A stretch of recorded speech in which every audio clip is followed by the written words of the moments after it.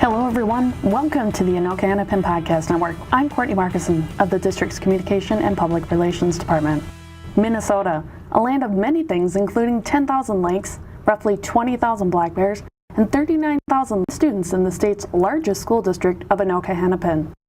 Interestingly enough though, we are one of 4 states without an official state mammal. That could change though, thanks to the efforts of Dana Coleman's first grade students at Andover Elementary School.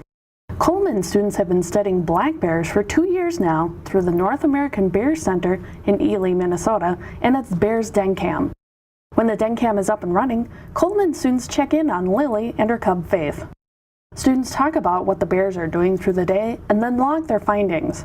Coleman uses a smart board to keep track of the date, time, weather conditions, and what students saw and heard that day. During a discussion about the bears one day in 2011, Coleman and her students learned that Minnesota doesn't have an official state mammal. Inspired by what they already learned about Lily and her cubs, the class decided to start a petition calling on legislators to make the black bear the official state mammal. Someone then said, well, what is a state animal? I said, well, I don't know. So we Googled and we looked, and we saw every state except for 4 had a state animal or mammal except Minnesota. Minnesota, Rhode Island, Indiana, and Iowa do not have one.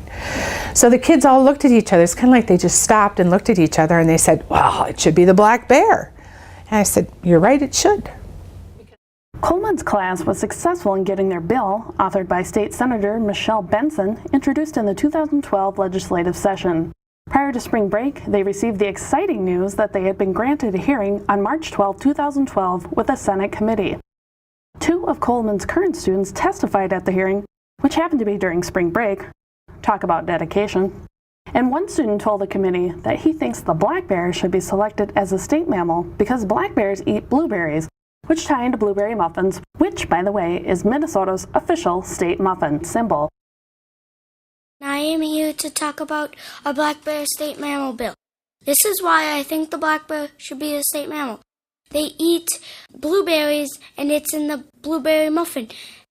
And they climb up the tree, so when the female is going to forage for food, she can just leave the baby by the tree, and then if a predator comes, they can just scurry right up that tree.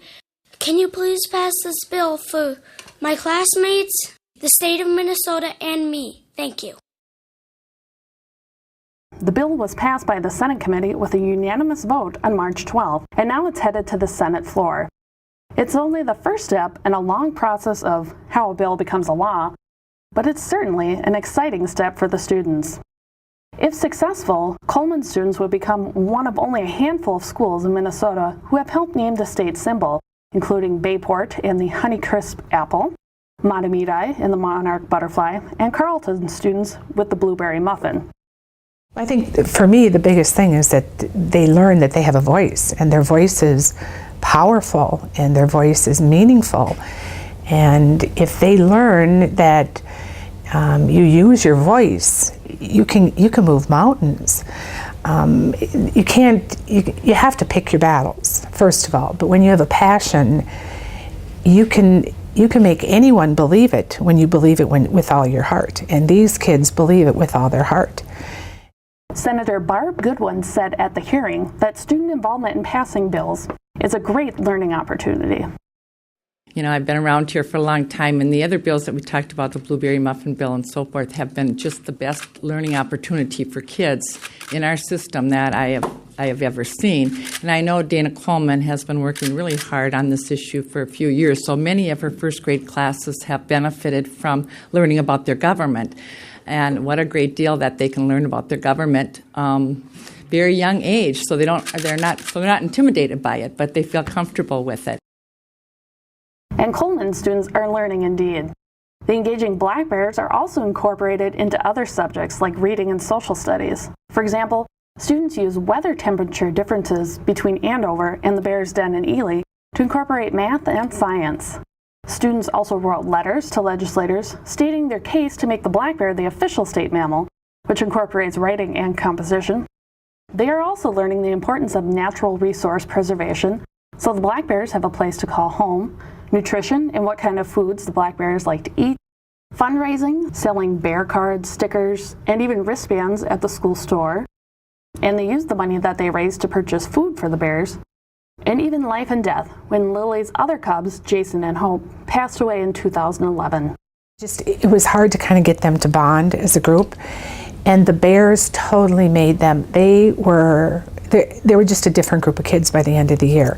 They worked for each other, they helped each other, they had a bond that they all really were tight. They were just a tight group of kids. The Black Bears are also building a positive connection at home. Coleman says she has received very positive feedback from students and their families. The Bears and what students are learning has become an avenue of discussion for conversation. Parents have been, both groups, last year and this year, both of them are 100% on board. I send them emails, I let them know exactly what's going on. The parents, the thing I think I like the most about it is the parents now have an avenue of a different way to open discussion and when they come home. Before it was always, what'd you do in school today? Nothing. You know, what'd you do in social studies? Nothing. Now it's what did Lily and Hope do last night? What were they doing? Then that starts the discussion. It kind of opens the floodgates, and then they start talking about everything else. And oh, we did the recording, and when we did the recording, they were doing this, or oh, they were blustering, or whatever they were doing. So it gave them that opportunity. They had something that they talked about. Coleman says she will continue to introduce the Bears to future classes and will, of course, watch the bill development with students. This concludes today's podcast episode. Thanks to Dana Coleman and her students at Andover Elementary, and thanks to you for listening.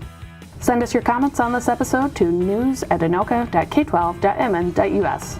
This is Courtney Markison signing off for the Anoka-Hennepin Podcast Network.